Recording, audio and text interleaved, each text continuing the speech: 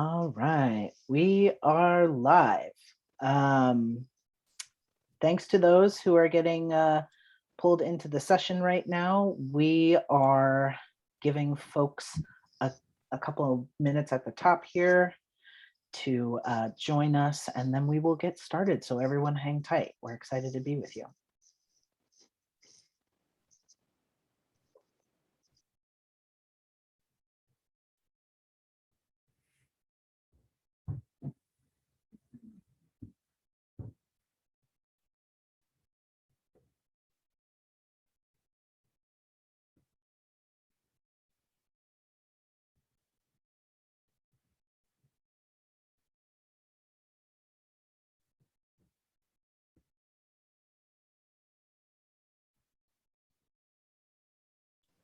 Hello, hello. I see lots of folks joining us. Welcome to the session today. Hi, Jeff and Pierre. Hey, can you hear us okay? Yeah, we can. Yay. Yay. We're just giving folks a couple minutes at the Firewall top almost here. ruined this for us, but we're in. Here we are. Let us just make this a little bigger on our screen. Can you rename yourself? Oh, yeah. How are you? They may need to. Well, whatever, it's fine. We're in. Jeff, we're just, we are live and folks are tuning in, and we are just giving folks a couple minutes here at the top to get out of their previous session and join us here. So I think we could probably start in another minute here, if that works for you both. Perfect. Great. We are just renaming our names properly. Perfect. And then you can see us, I hope. There we go. You can. Perfect. It's all coming together.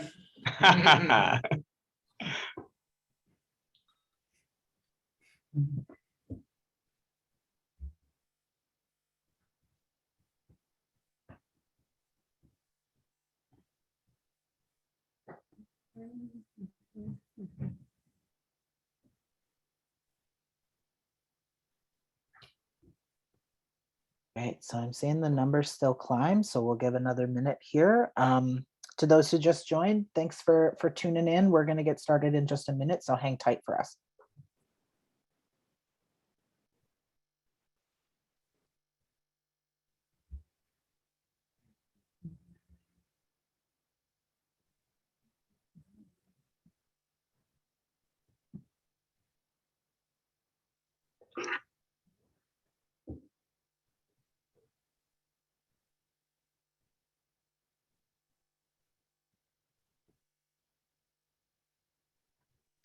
All right.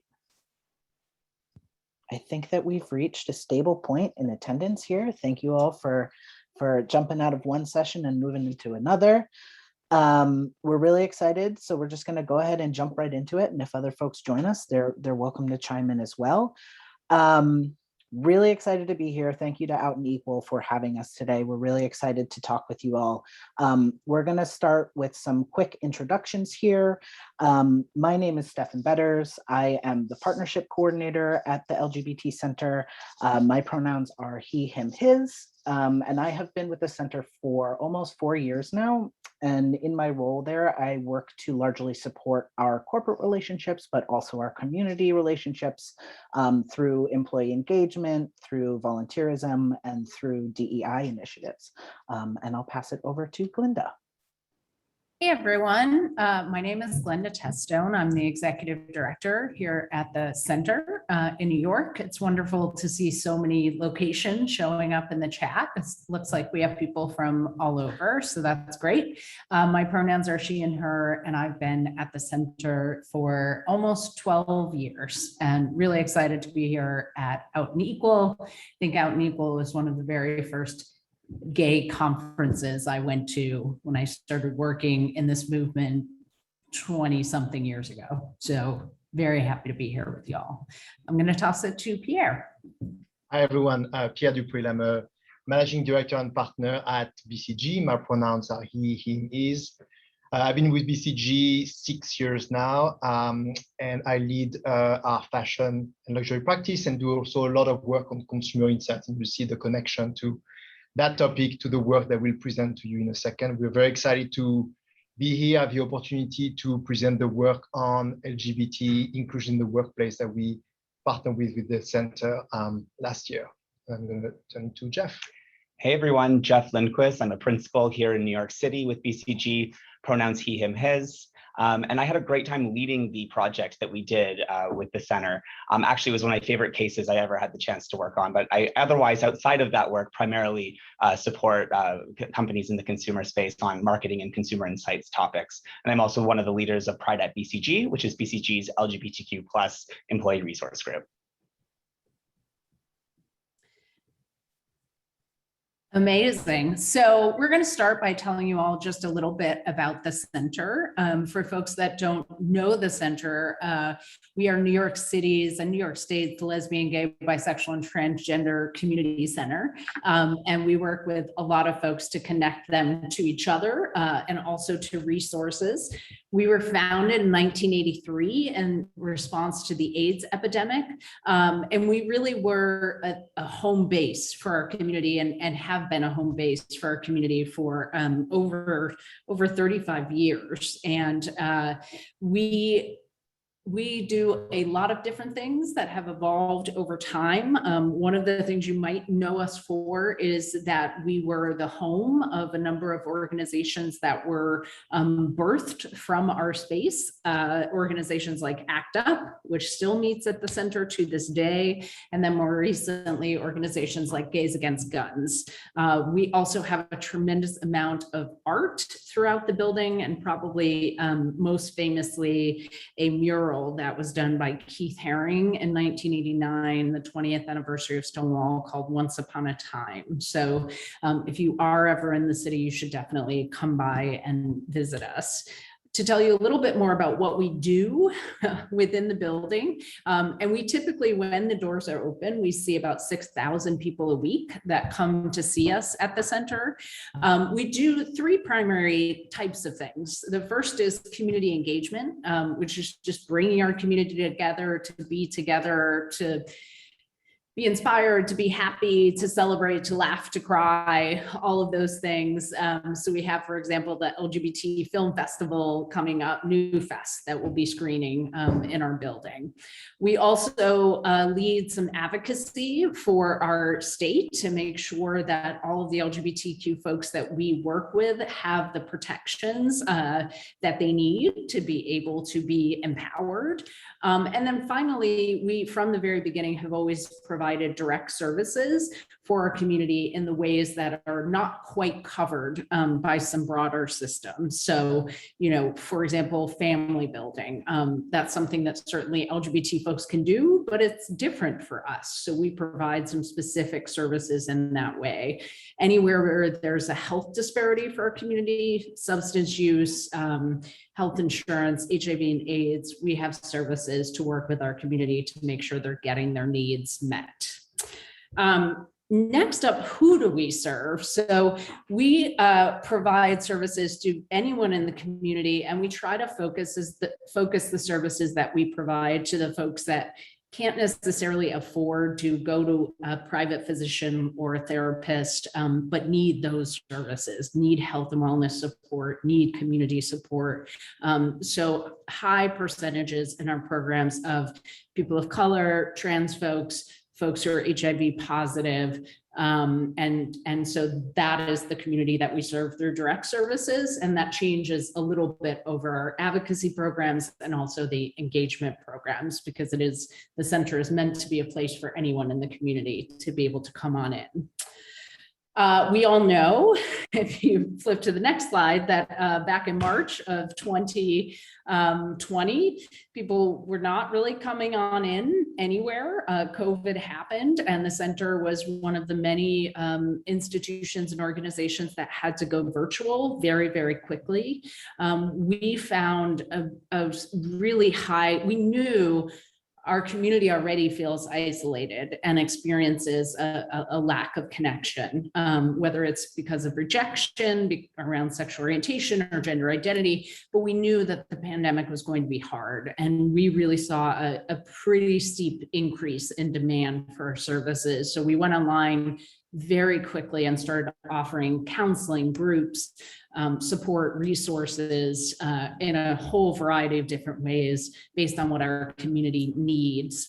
And we reopened our building in July of 2021, and folks have been coming back, and we are super excited to be here and now be able to be here for a community in a way that is hybrid, that's both online as well as back in the building. And we were also just thrilled to be able to partner with BCG, use the connections that we have directly with the community and what we see every day, and then also the partnerships we've been able to build with amazing corporate partners like BCG to do the kind of research that we were able to do.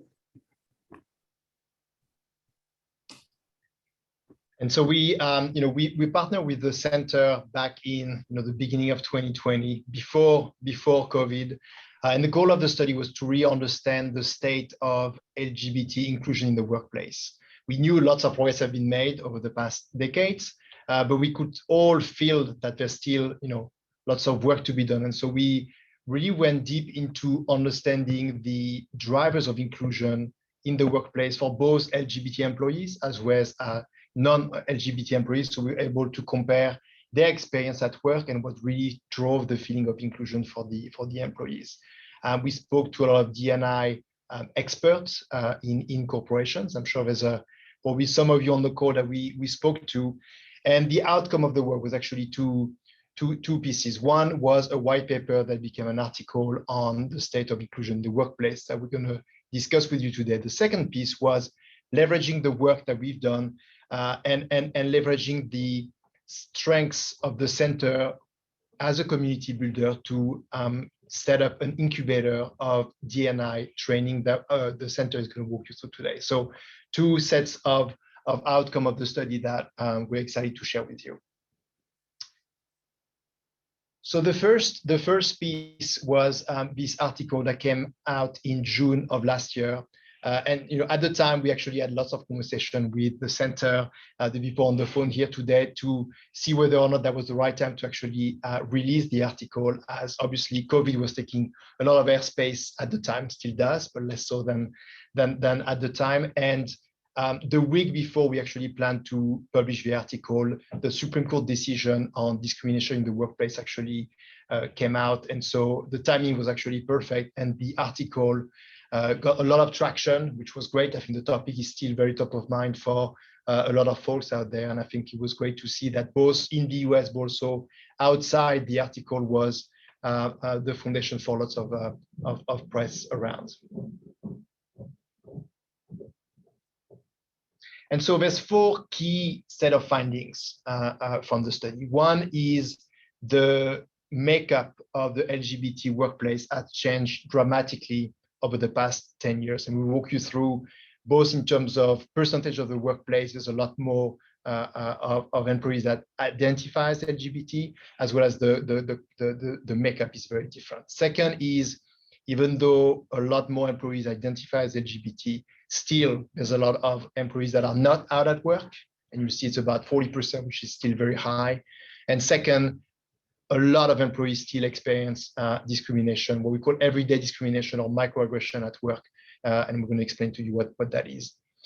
The third piece is to really unlock inclusion today in the workplace. It's not just about providing visibility to LGBT employees. It is also about truly understanding what we call the intersectionality of each individual, which is the makeup of what people are composed of. There's a lot of things that makes an individual, whether you are your family structure, who you are, your ethnicity. And I think the combination of all these facets of an individual are actually critical to drive true inclusion.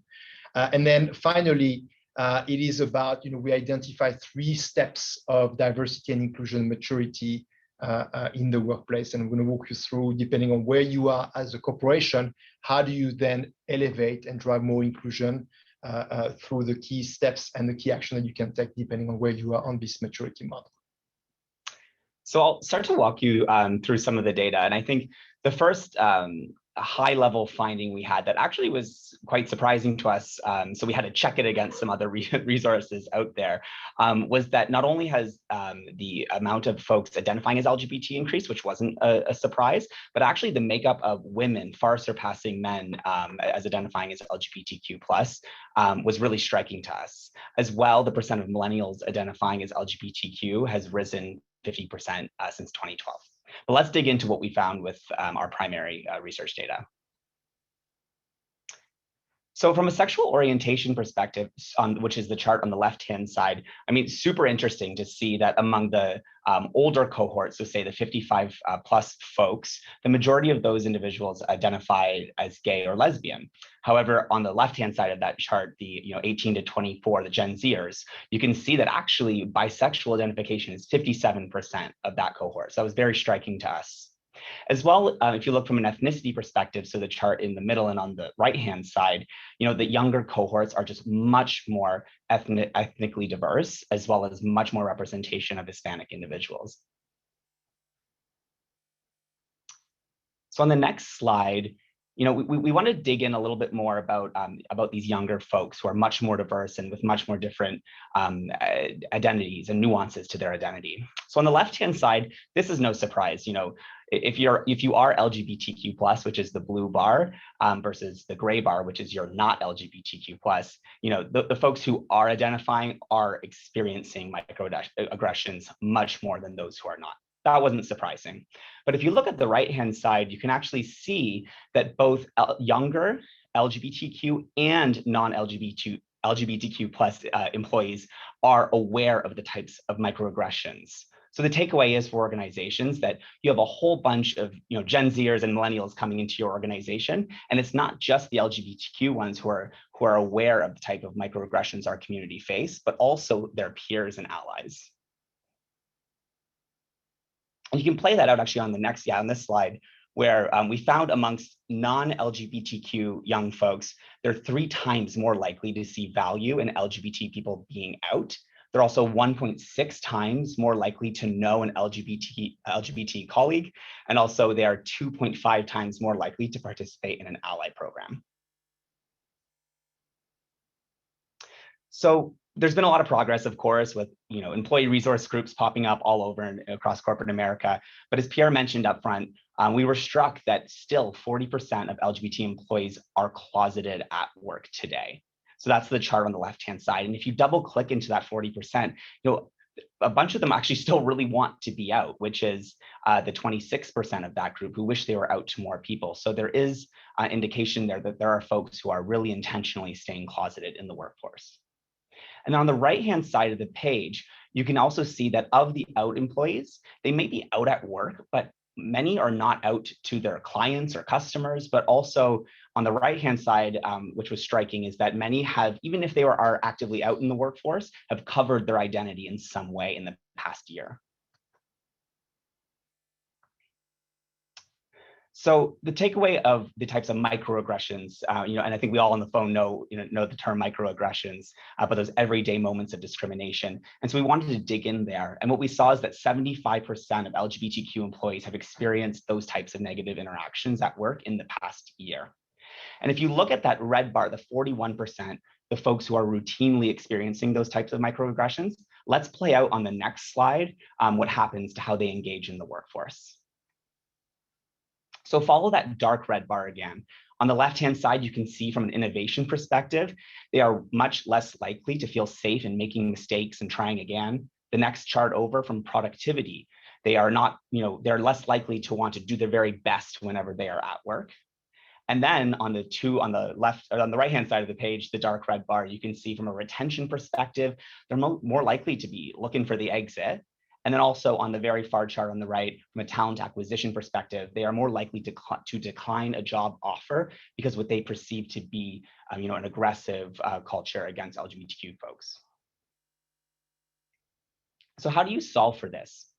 So we used our what we call at BCG, our demand-centric growth approach that we use with our marketing and consumer clients to really segment the data and the demographics of folks in the workforce and really understand what is it about them that drives the feeling of inclusion. I know we, of course, all know the term intersectionality, and what we found is that term really rung true in the data. We saw that it was not just the letter of the LGBTQ plus alphabet that you most identify with that drives the feeling of inclusion, but it's that identity mixed with factors like religiousness or race or gender identity or income, urbanicity, immigrant status. It's that whole combination of unique identities that together really drive whether or not you're feeling included in the workforce. And so, whereas some organizations will take an approach and say they'll have, a women's network and a Black and Latinx network and a Pride network, that actually segmenting the workforce that way actually isn't really effective at driving inclusion. Rather, you have to take what we call a segment of one approach, that everyone has their own unique combinations of identities that need to be solved for. On the next slide, I'll give two examples. So we found, we were cutting the demographic data and we just thought we'd bring up some examples, but the first one on the top, say a younger non-white cis woman who's in a junior manager position in her firm and has lower to medium income, is non-religious, and is usually out at work. The two blue boxes are the microaggressions they tend to experience relatively more. So those folks are really concerned around career progression or lack of support in the workplace. And then the gray bar on the right side is the microaggressions that they do not tend to feel as much, which in this case, for that demographic bundle, is fitting in. Another example, say take the one at the very bottom. You might have a bisexual white cis woman who's non-religious, not a caretaker, not a manager, and likely to cover their identity. Well, they don't really get microaggressions around, say, distancing, which is on the far right-hand side, because they might appear to be straight. However, when folks make comments around perceived caregiver status or asking about if they have children or if they identify with a certain religion, that actually is what drives the microaggression for that individual.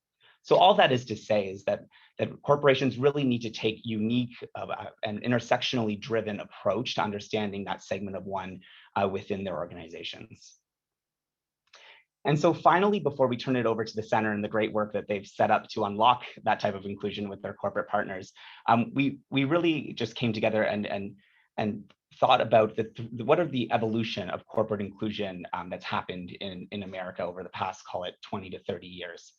And we saw the first step, which is on the left-hand side, establishing D&I policies. And we think back to, say, like the 90s, early 2000s, where really the big obstacle was to get your company to establish a LGBT non-discrimination policy. Of course, that's now the law, as it should have been a long time ago. And these kind of big public statements about supporting the community. That was kind of the 1.0 of inclusion, and many corporations have managed to do that today. Most have as well gone on to the second step, which is building the infrastructure. So thinking about the LGBT employee resource groups. Ours at BCG is about 22 years old. We were probably more on the early side of having an ERG, but others have, I know, done so in the past several years. But even then, we found in the survey that just those structural elements were not really the drivers of inclusion. It was actually the stuff in the 3.0, the far right bucket, which Stefan and Glenda will dig into, which is those everyday interactions in the workforce, the use of gendered language, for example, the ability to self-identify, all of these, what we call the 1,000 daily touch points that folks have that are truly driving inclusion. So I'll turn it over to the center to walk through the tremendous training program that they've then put together coming out of this research to drive all of corporate America to that right side of the different progressions towards inclusion in the workforce. Thanks, Jeff and Pierre. And thank you both again, and thanks to BCG for all of the support with this project. We're super excited to talk more about the next phase of it. And so there's a lot of stuff, a lot of insight that Jeff and Pierre just shared. And so now that we know all that information, where do we go from here? And so empowered with the insights and data from the national survey, and in response to the many inquiries and requests that the center often gets from our corporate partners on how they can better drive inclusion for their employee base, over the past 18 months, the center has worked to develop produce, test, and execute the LGBTQ Workplace Inclusion Workshop Program. The curriculum of the program is grounded in the center's work with community members and allies alike. And while the workshops were built with corporate partners in mind, the content within is for any team, employee base, or group that's seeking resources and looking to expand their knowledge and skills around inclusion within their setting. So currently, the program consists of 3 main focus areas, and these largely came about through the survey process. The first being pronouns, sexual orientation, and gender identity. The second being allyship. And the third being, and Jeff kind of drilled this home at the very end here, this intersectionality piece is like super, super important to true inclusion within a workplace. All of the content has been designed to be relevant to both allies and also members of the LGBTQ community. And that's because we really need to strive towards creating safe spaces in all situations and within all groups in a space.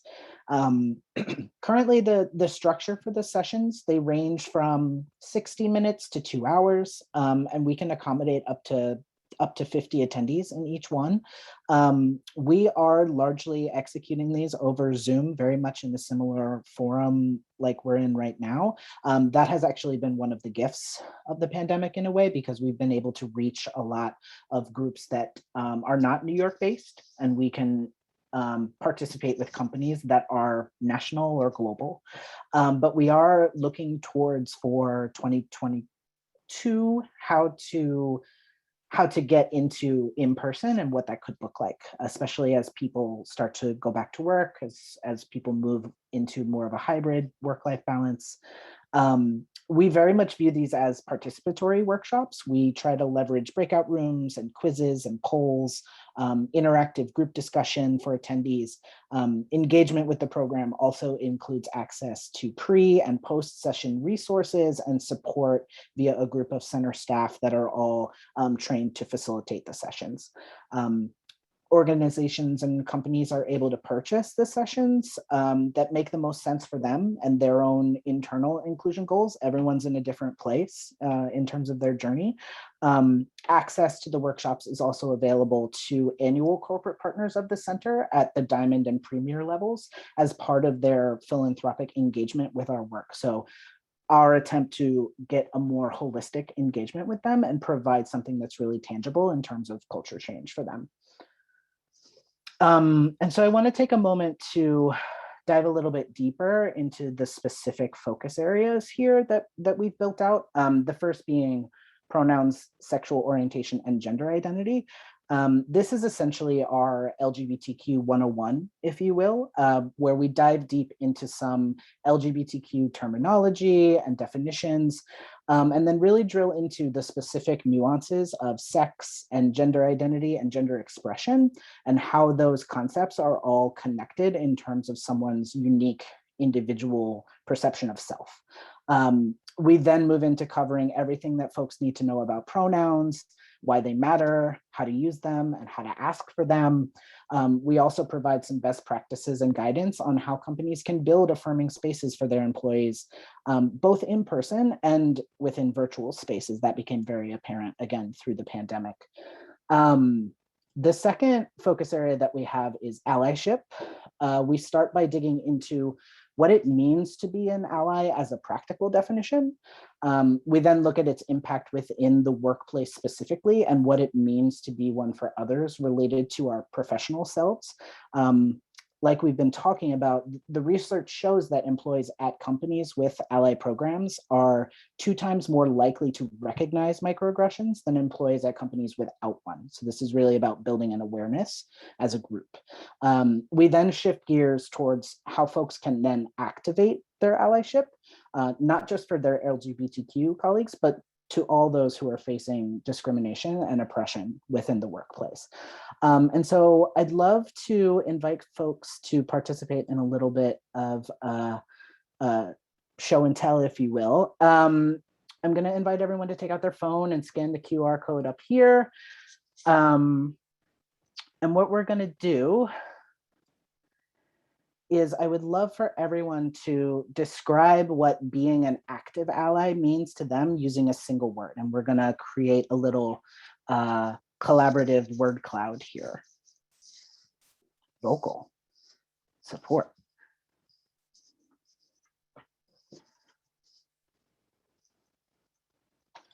Excellent. And if you missed the QR code, there is a link up on the top of the page here where folks can also answer and participate. This is great, y'all. I'm seeing engaged as the largest word thus far, and then support. We also have proactive, compassionate, educating, loving, learning, empathetic. This is great, y'all. Amplify, maker, advocate, load bearing, unconditional and courageous, champion. This is amazing, y'all. So you can see here, even in this small group, like the main pillars that we're coming to here are listening, being active, supporting, and being engaged are all huge pieces of what it means to be an ally. And these are the types of conversations that we try to drill into for this focus area in particular. How do we, as folks within our unique workplaces, embody all of these things that it takes to be active? Thank you all. I see people are still adding in here. I am gonna flip back, but feel free to keep chiming in. Because I do want to cover the last subject, which again is a super interesting takeaway from the survey process. And that is the intersectionality piece here, right? Like Jeff is talking about, there's a lot of contextual factors in addition to someone's LGBTQ identity that lead to a statistically differentiated workplace experience for that individual, and thus results in a unique set of needs for them as an employee within a workplace. And so for this topic, we aim to unpack intersectional theory and its history, and then define why it's so important for diversity, equity, and inclusion, particularly the impact it has on the LGBTQ community within work environments specifically. We then encourage participants to turn that awareness of intersectional identities into everyday action and tangible, measurable commitments for the future. And so I'm going to prompt you all to think through, and this is something that we work through in the workshop specifically, is when you're thinking about your work, who has been left out of your work until now, and how can you include them in the future going forward? And so thinking through what identities are not currently taken into account in your projects, in your workflows, in your events, in any external campaigns that you're doing, what resources will you need in order to include those folks in the process going forward? And then what barriers do you see to ensuring that everyone is represented and everyone has a seat and everyone can be heard?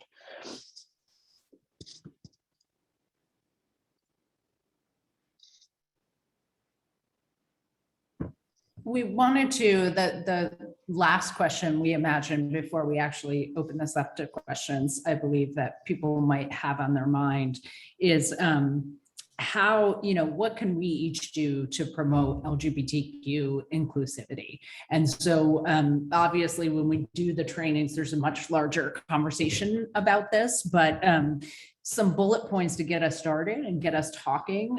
One of the first things you can do is attend office diversity events that you're invited to and actively seek out ways to participate.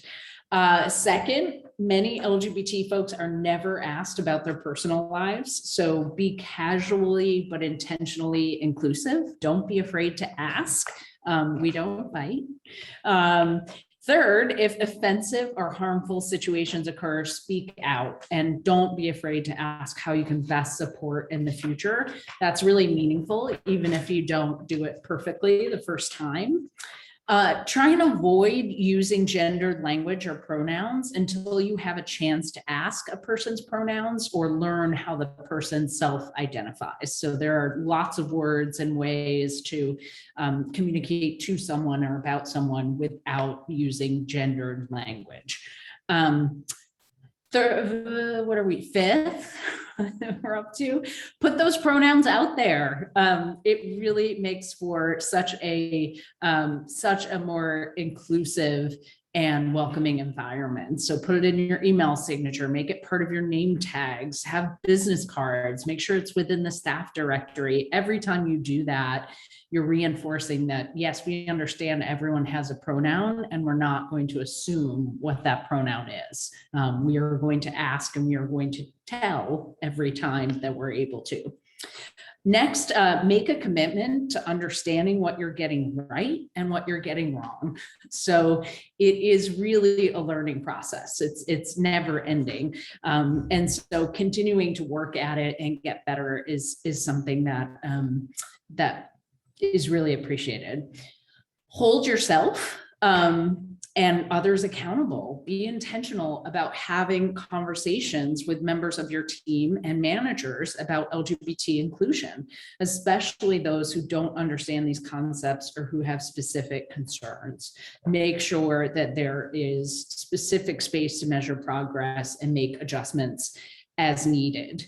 And then finally, be an active accomplice to inclusion and advocate for equity. That really makes a huge difference, and you may be supporting and impacting people that you may not know are members of the community. And I think one of the most interesting things to come out of the research study and the trainings that we've been delivering afterwards is the concept of how this isn't just an LGBT issue, that younger generations really want to see, whether they identify as members of the community or not, want to see that they are working in a place that cares about these issues, that is on the forefront of being inclusive and looking at things intersectionally. So doing these things both personally and across an organization or a company can really make a huge difference in terms of recruiting, retaining talent, and being successful. So thank you all for being here. So shall we open it up to questions? Yes, and so I'm going to do my best to do a little bit of moderating here, and I know that we're having folks put in questions on Pathable directly, and then we also have some folks chiming in on the Zoom chat. I'm just going to start to read some, and apologies if I miss folks, but I'm going to do my best here. I have a question for Jeff and Pierre.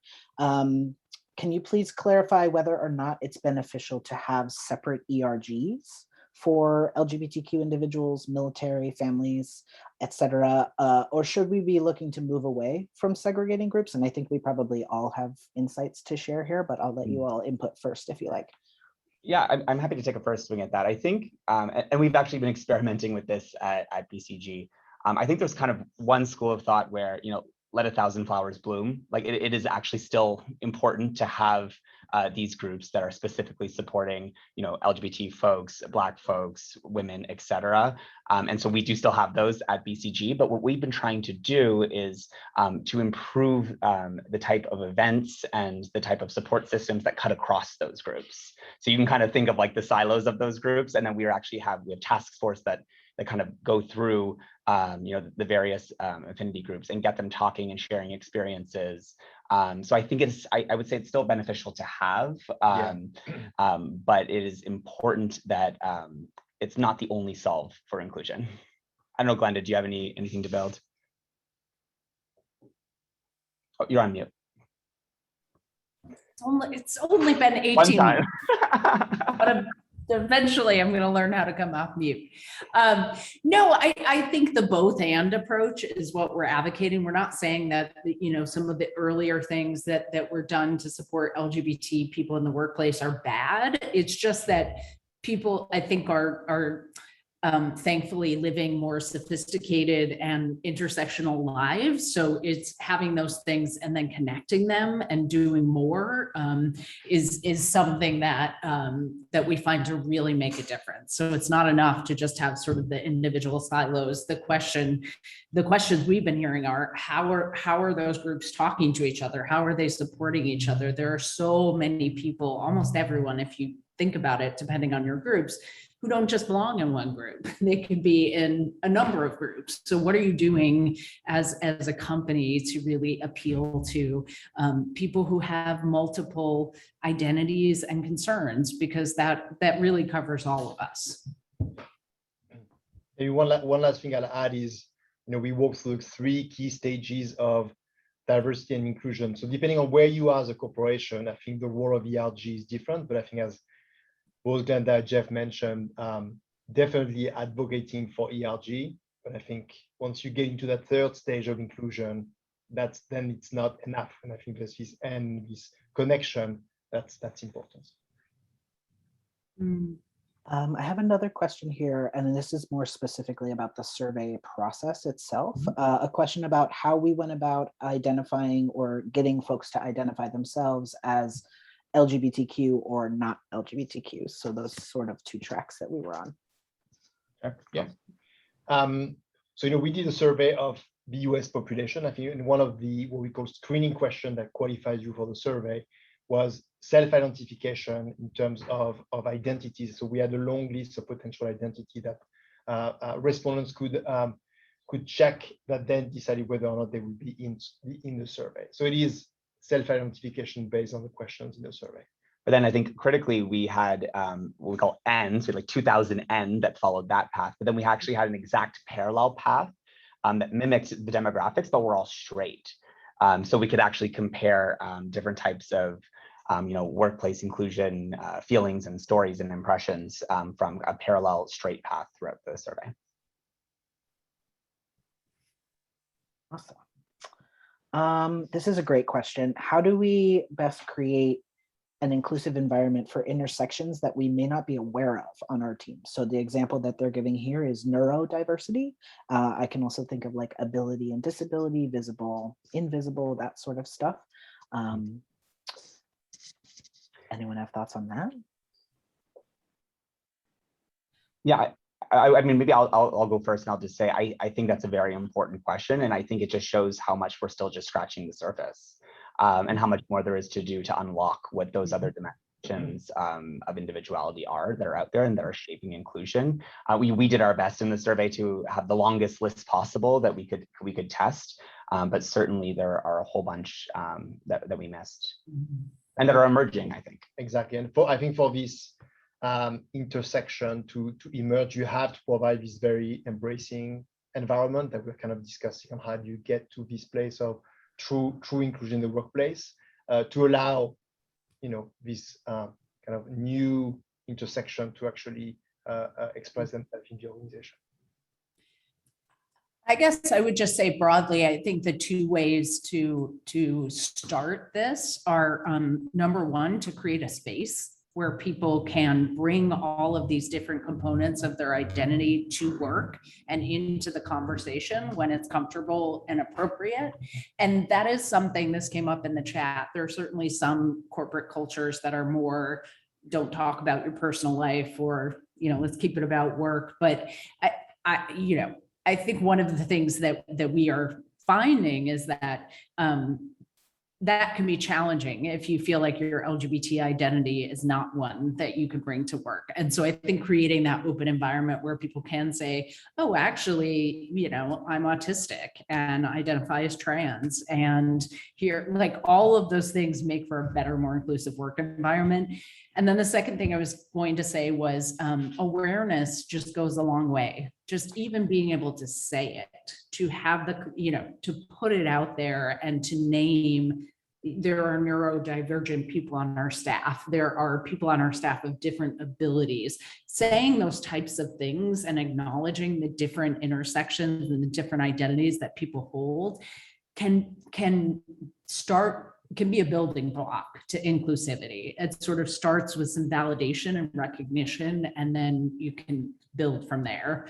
Kind of comes back to Jeff's point about like, we're just scratching the surface, but if we can make the space and name it, I think those are two really good first steps.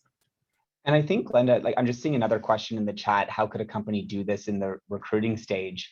I mean, I think it's about, and I'm thinking about this actually right now as we're off to go recruit MBAs for BCG over the next several months. You know, it's not just talking about the different DEI networks that we have, but it's actually letting folks understand and feel that our culture is a space where they can bring their whole self, even if it's not in one of those specific networks that we offer. I think that most company brands are actually experiential brands. You know, they can put all this marketing and press out there, but at the end of the day, you only know what it's like to work at the center or work at BCG once you actually talk and interact. So to create that space in those recruiting conversations, I think sends really important signals to candidates that that space is inclusive for them.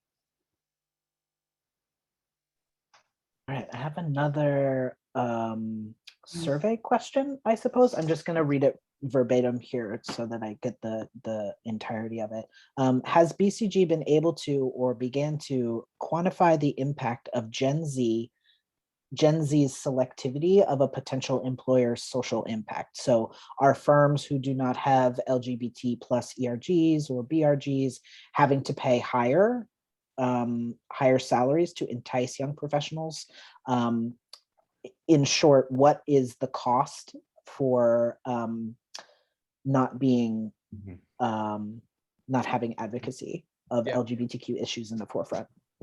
I think the actual valuation of that cost is hard to do, but I think we, you know, in the slide that we presented today, we see that the the Gen Z, that new generation coming to the workplace, has absolutely no patience for lack of discrimination. I don't think it's a matter of increase of salary or to compensate for a lack of inclusion. I think it is now a table stake for this new generation.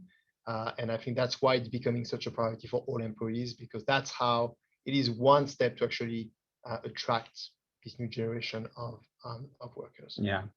And I think it's, it's a generation too that is just so attuned to everything that's going on around them, both in person and on social media. And so, one or two bad actions at a company can really steer Gen Z away from choosing that company. But I think the question is a very good one and would be interesting to quantify. And I'll just post in the chat, not from a recruiting perspective, but from an innovation perspective. A couple of years ago, BCG started on a journey, and we're still on the journey of trying to understand exactly the diverse leadership team impact on boosting innovation. So there's articles there, and if you click through there, you'll see recent updates to that type of research. But this is something that's definitely top of mind for our whole D&I team here. I would just say from the and I know that we're talking about data, and I love data as we should be. But I think that one of the best things that companies can do to actualize this is to ask open-ended questions as well, not just like check boxes, demographic data, but also really, how do you identify? That allows people to bring in so many different components of their identity that may not be on a checklist, and I think can give you a better perspective on candidates that you may be recruiting, and also having those conversations at work when you have a workforce can just develop a more complex and intersectional knowledge that people have of each other.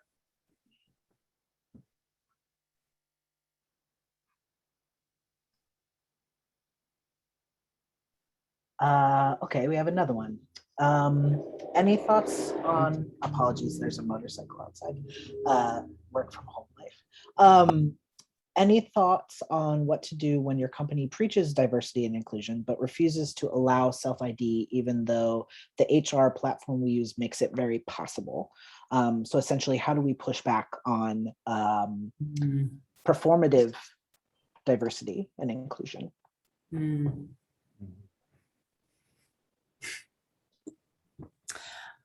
I would say being vocal, and I would say in some cases this is a situation where allies can almost be more powerful than the LGBT community. You know, if you're a person that identifies as non-binary or trans and uses they, them pronouns, you have just as much a right to advocate for this diversity and inclusion, especially in self-ID. But I think it's also super helpful when allies step up and are really vocal and like, no, this is important for everyone. So that's my humble suggestion. I think that's right, Glenna, and I think it's a very good question. And that I couldn't see the name of who asked the question, but their description sounds very much like a company that's stuck in that middle piece of the steps. What are we calling it? The D&I is steps, the stages of maturity. There we go. And to get to that 3.0, there ought to be really strong and visible allies that folks can go to. But also, I think a critical one that's sometimes forgotten is having an ombudsperson. Is really critical. And if the company does have an ombudsperson, then that is someone who you could go to and explain your situation. I'm seeing another question, and I have an answer here from my own experience. To choose insurance, we have to declare a gender that is within the binary, and then they base the insurance coverage off of those designations. Any advice to get this to change? It's an incredibly difficult situation to be living in a space that does sort of operate in this gender binary. It shows up in a lot of different ways for a lot of different people, but specifically related to insurance, it's a huge issue for a lot of different folks. And unfortunately, it is one of those situations where we're currently sitting, we have to function within the systems that currently exist related to those things. However, you as a company can be more communicative and more transparent with your employee base about the reasons that that's happening, and then still show your support for, let's say, someone who doesn't identify within the binary, that like their identity is still valid within the company sphere. So you can't necessarily protect people outside of your company space, but you can within your company space, and you should do everything you can to make people as comfortable and included as possible. And so being transparent about this is the system that we're working within. It is extremely rare to come across something that doesn't have some kind of binary action as part of its stuff, particularly related to like HR. And so really thinking through, what are the ways that we can minimize that harm as an organization for the employee, and how do we help to guide people through those systems of oppression? And I would just say, I feel like this is the moment in the panel when I get to be the nonprofit activist and say, advocate. I mean, we are, sitting at the center, we were literally just having this conversation in a meeting beforehand. We don't have we don't get a special health insurance that allows us, because we're the LGBT center, to identify in this way. And we're very small, like almost non-existent in the insurance space. But some of the folks that are representing companies on this call have a lot of power and have a lot of employees. And I think taking the moment to send an email or have that conversation with someone about like, hey, I'm noticing that these choices are only male and female, and that's not going to work for my company. That's not going to work for our employees. That's not going to work for our organization. So I know it feels like a small thing, but it is a big thing that can add up over time. And there have certainly been cases where, again, sometimes companies are actually able to advocate for that in a much more powerful way than, an LGBT nonprofit, even, that you would expect me to say, of course, these choices shouldn't be binary.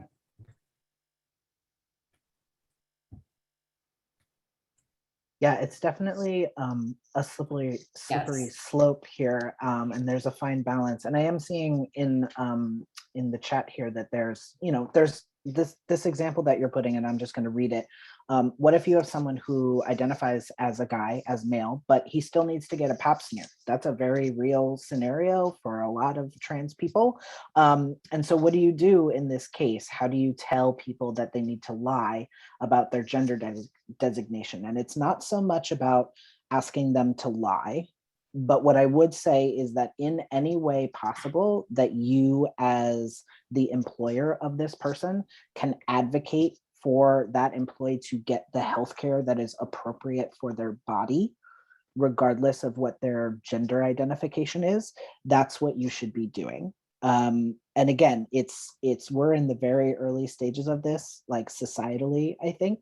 Healthcare is a particularly tricky area for trans folks and non-binary folks for a myriad of reasons, largely because it is so binary. But anything that organizations and companies can do to push the narrative that that's not okay, and to help their employees navigate that situation. So, maybe this is a situation that you have.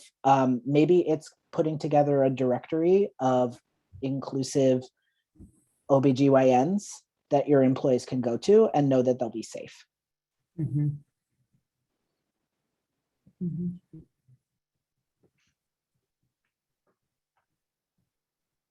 I also just want to say there's been in the Zoom chat thread, there's been a conversation about y'all from the gender neutral perspective, but I just think so interesting also from a geographic perspective. And it's just an example of like, just because we're having an LGBT panel, there's also going to be we say that in Texas and we said that in Alabama. And it's just an example of like, of course it makes sense that when you think about this and you survey LGBT people, they're going to tell you this is not my only concern. I am a whole person with a lot of different things going on. So I think what I was really excited about in the research that we were able to do at BCG was really digging into that. How can we actually start to do that for people in a way that is really affirming and inclusive and can improve some of those numbers that are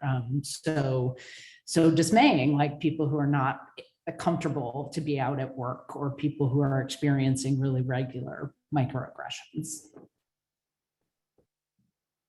Yeah, we still have some time here, so I do want to leave things open for more questions from folks, but I am also going to quickly flip to our next slide here. If you are and haven't been connected with the center before and you would like to be, please do visit us. Our webpage is gaycenter.org. We would love to be in touch with you. Also, if you're interested in knowing more about annual partnership with the center and connecting with us in that way, there's a link up here that if my technology works, should work, and you should be zoomed over to that page. We're happy to answer any additional questions here. I do want to just go back real quickly to the y'all conversation that was happening. In some of the trainings that we have done and have executed, there is often a conversation about like, what does constitute professional gender neutral language? And I think that we largely have to get to a place where language is language. And if you're using it in a professional manner, then it still applies. I had an attendee ask me what I typically use, and I default to y'all a lot, but I will also say, hey friends, or hi folks, to which people replied that they didn't feel like that was professional enough. And I think that that's where we're getting into the crux of like, this is culture change. This is a shifting of the narrative of the way that we speak and the way that we interact with each other. And so just keeping ourselves open to that is the best way that we can be. Well, I'll just give a plug for BCG's DEI research.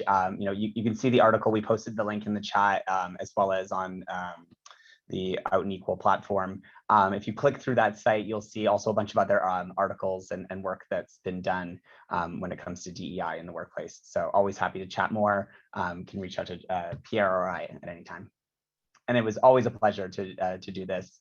and to do these types of presentations with the center, it was a highlight, I think, both of us, of our career of doing cases at BCG.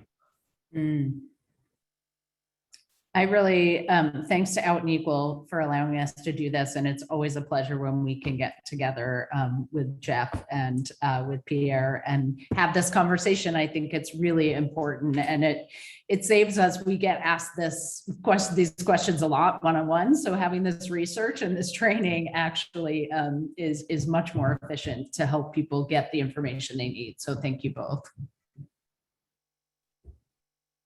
Hey party people, I think was my favorite suggestion for. Yes, distinguished guests is also a wonderful one that I love. Thank you all for tuning in today. We hope you found it useful and helpful. I hope everyone enjoys the conference. Take care, everyone. Enjoy. Bye.